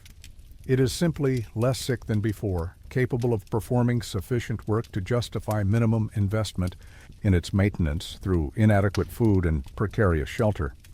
This was considered normal, believe it or not. Musa's words echo as you observe your distorted reflection in a water bucket. Permanent dark circles, pale skin, body visibly thinner than 3 months ago. Illness just accelerated transformations already underway through the servile condition itself. That night, a new slave is brought to the ergastulum, replacement for the tubercular gall. As the newcomer settles, eyes wide, with fear and incomprehension, you realize you have completed an important transition. You are no longer the novice. Now, you are part of the system that will continue long after your eventual death or incapacity. Congratulations, says Tiberius, without irony. You survived your first illness as a Roman slave, for now. The winter cold settles over Rome, and with it comes your 4th month as property of Lucius Cornelius Metellus. Forced adaptation to the system transforms your body and mind. Muscles more defined by the perverse combination of constant work and malnutrition, instant reflexes before Roman voices, eyes that rarely rise above the ankle level of free people. You survived illness, learned the body language of servitude, adapted to permanent hunger. And it is precisely in this moment of apparent resignation that dangerous thoughts begin to emerge. Everything begins with a whisper in the ergastulum, a forbidden word pronounced so low that initially you doubt having heard it, fugitive. The Latin term, fugitivus, maestros, carries special weight in the slave vocabulary. It is not merely a word, it is a tempting and terrifying possibility that eventually occupies the mind of every servant, no matter how broken by the system. Did you hear about the Syrian? Murmurs Musa during the nighttime cleaning of the stables, a task sufficiently noisy to mask dangerous conversations. From the Claudii house, disappeared 3 nights ago. You raise your eyebrow in silent response. You have learned that explicit questions about escapes are dangerous even among slaves. One never knows who might be listening or who might be an informant. They say he managed to pass through the Nomentano gate disguised as a merchant servant, he continues, feigning concentration on his work. Had been planning for months, gathered coins, memorized routes, even forged a tessera. The tessera, identification tablet, that some trusted slaves receive to execute external tasks, is practically the only document that allows limited mobility. Forging one is a crime punishable by especially painful death. And did he succeed, you finally ask, your voice almost inaudible? Musa makes a long pause before responding. For now, the hunters were sent yesterday. The hunters, fugitivari, are specialists hired to track fugitive slaves. Former military men mostly. They know all escape routes, all hideouts, all desperate tactics. Few permanently escape their hunting dogs, and networks of informants spread throughout the Italian peninsula. Good luck with that, you murmur, the phrase loaded with more sincerity than irony. In the following days, the Syrian slave's escape dominates the nighttime whispers in the ergastulum. Not because of his act itself, individual escapes occur regularly, but because it awakens that primordial impulse that Romans most fear, hope.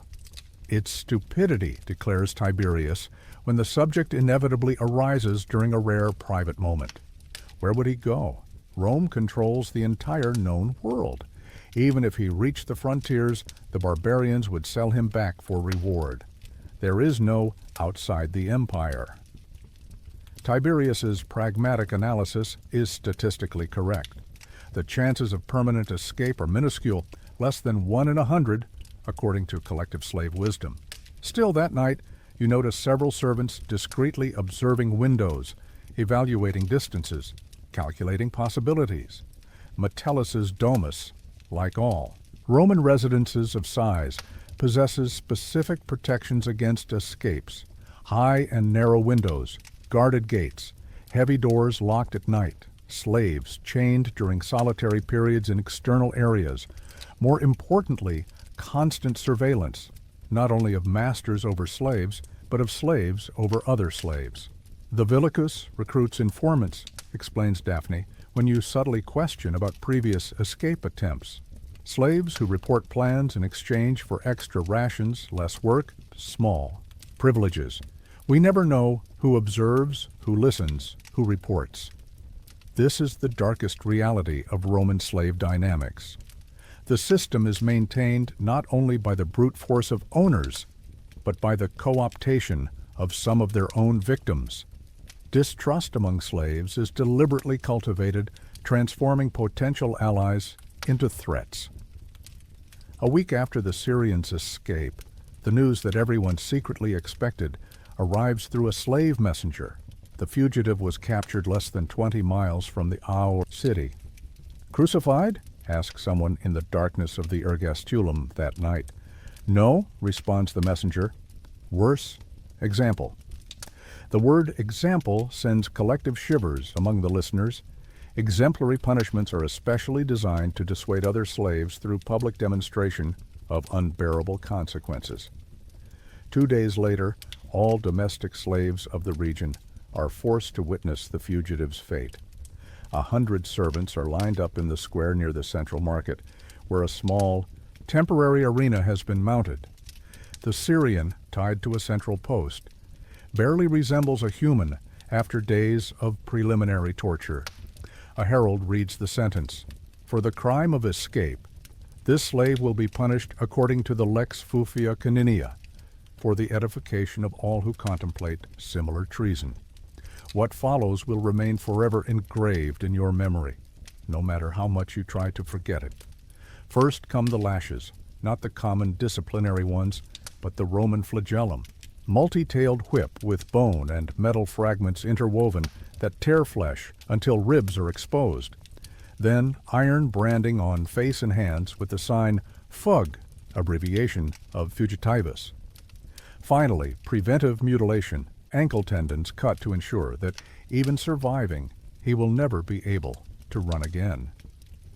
Most disturbing is not just the calculated brutality, but the almost administrative atmosphere of the procedure. The Romans who supervise the punishment converse casually about business and whether, while a human being is methodically destroyed meters away. For them, it is not sadism. It is simply necessary maintenance of social order, like repairing a fence or reinforcing a foundation. Look carefully, orders the Vilicus, when you are marched back to the domus.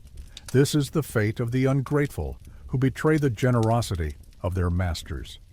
The obscenity of the word generosity to describe enslavement should provoke fury, but the faces around remain carefully empty. The lesson has been learned, not the one intended by the Romans, but the real one. If you try to escape, do it right or don't try. That night, despite the risk, conversations in the ergastulum inevitably turn to stories of past resistance. It is here that veterans share forbidden knowledge, the great slave rebellions that occasionally shook the empire. Spartacus almost succeeded, whispers an elderly slave originally from Thrace, the same region that produced the legendary rebel gladiator. 73 years before Christ, 6,000 slaves, they defeated entire legions. Spartacus's story is told in fragments, imprecise details passed orally through generations of slaves. How it began with only 70 gladiators escaping from a school in Capua. How it grew into an army that defeated multiple Roman legions. How for 2 entire years slaves lived free in the Italian mountains. In the end, Crassus and Pompey cornered them, continues the Thracian.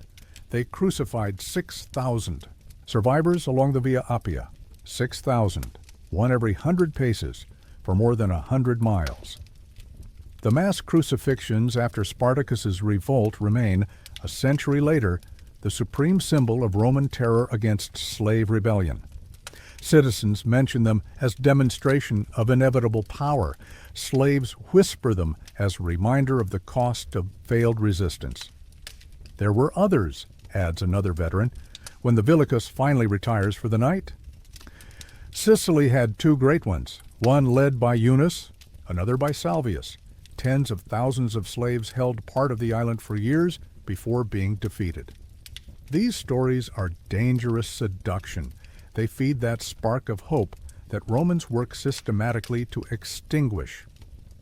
You notice how some younger slaves listen with bright eyes, momentarily imagining themselves free from the Roman yoke. Revolt always fails, interrupts Tiberius pragmatically. Always.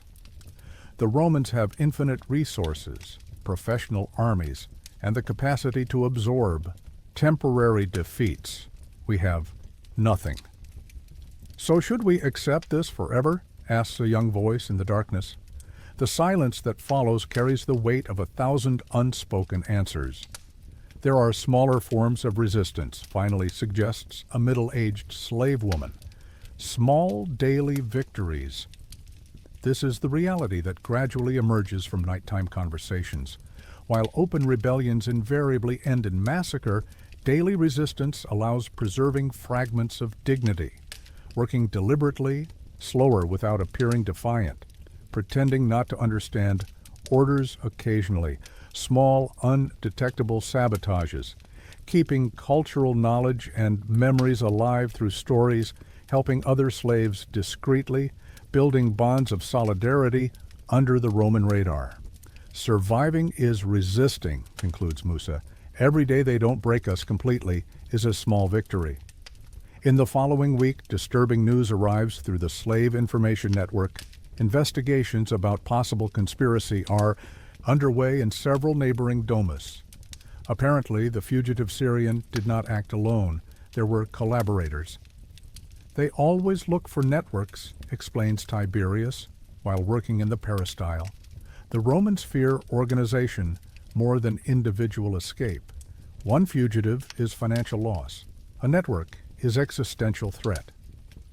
The reflex of Roman paranoia soon manifests in Metellus's domus. The Vilicus intensifies nighttime inspections. Slaves are frequently questioned about each other's conversations and behaviors. Tasks are reorganized to separate those who have developed close friendships. Fear of conspiracy generates even more suffocating control systems. In your 6th week in the house, you witness the moment when an informant is identified by other slaves. Nothing is said openly, but the man, a Germanic slave, who had been receiving extra rations for months, suddenly finds himself completely isolated. No one speaks to him beyond the minimally necessary. During the night, his space in the ergastulum mysteriously diminishes until he sleeps practically alone in a corner. His food occasionally disappears. Small accidents occur during his work. The Romans never perceived this social punishment as effective as any physical punishment they could impose. The man eventually commits a grave error in his work, some suspect deliberately, and is sold to another house. As winter deepens and the Saturnalia approaches, the Roman festival where slaves received temporary, symbolic freedoms, thoughts of resistance inevitably increase. It is during this period that even the Romans implicitly recognized the humanity of their servants, allowing limited festivities and temporarily relaxing the rigor of discipline. Don't delude yourself, warns Tiberius, while the house prepares for the festivals. The Saturnalia is a pressure valve, not real change. The system releases pressure precisely to continue functioning the rest of the year. And you know he is right. The small temporary freedoms, better food, permission to sing and celebrate, symbolic inversion of roles where slaves are served by masters, are carefully designed to function as insurance for the slave system itself. By granting brief relief, the Romans prevent the accumulation of resentment that could generate genuine resistance. "Congratulations," murmurs Musa ironically, while you prepare festive decorations. "You survived 4 months without trying to escape or kill yourself. That's practically a rebellion through survival. For now, the Saturnalia ends. The brief interlude of quasi-humanity granted to slaves fades like morning mist under the Roman sun. 6 months have passed since your arrival at the domus of Lucius Cornelius Metellus. Half a year of your life consumed by the Roman machine of human exploitation, sufficient to completely understand the system's functioning, insufficient to totally lose the memory of who you were before." "They say the first year is the most difficult," comments Tiberius, while you clean the atrium after the last celebration. "After that, time accelerates. Days merge. You stop counting." Stopping counting. This is perhaps the true victory of the Roman slave system. When captives stop measuring time, remembering anniversaries, marking seasons, the eternity of servitude becomes absolute. Without temporal horizon, only the perpetual cycle of now remains. Work, survive, repeat. "How old are you?" you ask Musa during a rare moment of open conversation. He frowns, genuinely confused. 30. 5. Maybe 7. "I don't know anymore. I was captured at 19 that I remember. The rest..." Forced amnesia is not accidental. It is deliberate product of immutable routine, absence of personal temporal landmarks, prohibition of celebrating births or memories. The slave's time belongs entirely to the master, even his perception and memory. On an apparently common morning, the Villicus announces a change in routine. "The Dominus will conduct inventory today. All slaves must be present in the peristyle after the 6th hour." Inventory. The word provokes immediate tension among the servants. It is not merely Roman accounting, it is complete reevaluation of human assets. After inventory, some will be sold, others reclassified, still others designated for new functions. It is when monetary value completely overlaps any vestige of human recognition. "Use the clean tunics," instructs Daphne. "Hide scars if possible. Look healthy and useful." The instruction reveals disturbing truth. Inventory is not simply registry of existing property, but decision about futures. Visibly worn or sickened slaves are frequently sold before their value diminishes too much. Those who demonstrate specific skills may be reassigned. The problematic ones transferred to rural properties where discipline is notoriously more brutal. During the morning, you observe veterans discreetly teaching the newer ones how to appear simultaneously submissive and valuable. the precise posture, the adequate expression, how to respond to questions without appearing defiant or stupid. It is a collective performance of survival. At midday, all 53 slaves of the domus are lined up in the peristyle, organized by function: domestics, cooks, gardeners, messengers, specialized artisans, and general workers like you. Lucius walks slowly through the line, accompanied by the villicus, who carries wax tablets for annotations, and by Quintus, the slave accountant. "How long has this one been with us?" asks Lucius upon passing you.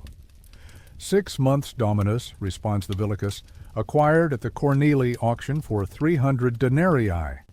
Adaptation? Satisfactory. Learned functional Latin, executes tasks adequately. Had an illness in autumn, but recovered without complications. Lucius examines you briefly, as he would evaluate a horse or a table. Keep him in general services. If he continues like this, he may specialize eventually. The conversation about your destiny lasts less than 30 seconds. Your entire existence summarized in a few utilitarian phrases. Your future decided in less time than it takes to tie a sandal. Still, compared to others, you were lucky. You will remain in the urban domos, at least for now. Not everyone shares this luck. 3 elderly slaves are marked for sale. A young slave woman is transferred to direct family service as personal attendant. A function everyone knows frequently includes sexual availability. 2 servants with recent disciplinary infractions are designated for transfer to the family's rural villa in Campania, effectively a punishment. After inventory, a casual statistic shared by Lucius with a visitor who had arrived during the procedure reveals shocking truth about your situation. 53 this year, comments Lucius. We started with 61 in January, but lost 8. 3 from illness, 1 an accident. We sold 2 problematic ones, and 2 simply didn't wake up one morning. Normal mortality rate for a house of this size. 13% annual mortality, mentioned with the same casualness as storage stock losses. This is the statistical reality of Roman slavery. On average, an urban slave in reasonable conditions, like those of Metellus's domus, has a life expectancy of approximately 7 to 10 years after capture, less than half of what he would have as a free person. For slaves in mines or large agricultural properties, expectancy drops to 3 to 5 years. You're not prepared for this, murmurs Tiberius when you resume tasks after inventory. But the truth is that most of us won't see 40 years, not as slaves. The only significant exception to this somber statistic are the manumitted slaves, those who, for various reasons, receive eventual freedom from their Roman masters. Manumission, manumissio, exists as theoretical possibility for every slave, but practical reality only for a privileged minority. There are 3 paths to freedom, explains old Chrysippus, an educated Greek slave who serves as tutor to the family's younger children. Buy your own freedom, receive it for extraordinary service, or be freed in the will after the dominus's death. The first option, buying one's own freedom, requires peculium, the small property that some slaves have permission to accumulate.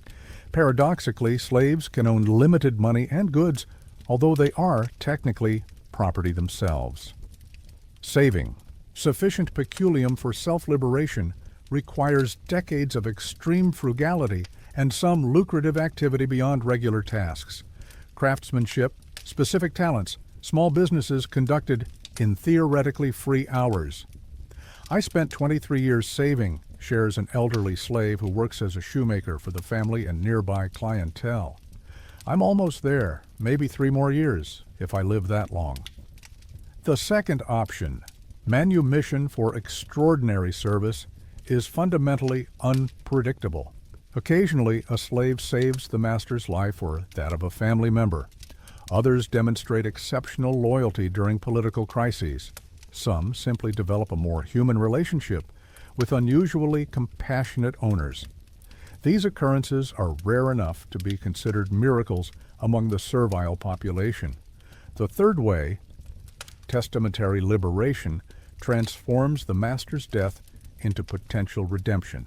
Some Romans, especially those influenced by Stoic or emerging Christian philosophies, free part of their slaves in wills as final gesture of generosity, or to ensure that loyal clients care for their memories and businesses after departure. The previous Dominus freed 5 before dying, reveals Daphne, but he had 300. Do the math. A complete day in the life of a Roman slave is not merely the sum of hours worked or privations endured. It is existential experience of being simultaneously human and object, person and property, thinking individual forced to behave like an animated tool. No aspect of life escapes this fundamental contradiction. You wake before dawn on infested straw, body aching from previous work and insufficient sleep. Perform minimal ablution, with water frequently reused and shared. Consume inadequate breakfast that can only be called a meal by the most generous of definitions. Work incessantly under constant surveillance, body tense from the combination of exhaustion and fear. Observe abundant food you will never taste. Lower eyes before people who decide your destiny without consulting you. Endure pain without demonstrating suffering. Execute service after service until body and mind beg for rest that will rarely come in adequate quantity. And then, the next day, repeat everything again and again and again. If we think too much about it, we go mad, concludes Tiberius on a rare quiet night in the ergastulum. So we focus only on the next moment, the next task, the next meal. The future is a luxury we cannot contemplate. Perhaps the bitterest irony is that millennia later, your life as a Roman slave will be studied, romanticized, occasionally even glamorized by societies that consider themselves enlightened. Comfortable people will watch sanitized dramatizations where the brutal truth of Roman slavery is softened for palatable entertainment. Tourists will walk through the ruins of the society that destroyed millions like you, admiring its architecture and art without fully understanding the human cost of each, marble column and delicate mosaic. Ironically, in these future societies, people will complain about modern slavery for working 8 hours daily in climate-controlled environments, receiving payment with right to breaks, vacations, medical assistance, and legal protections that would seem utopian to you. They will compare unfavorable contracts with the system that literally owned human beings as talking furniture. Good luck with that, would be your response if you could cross time and comment on such comparison.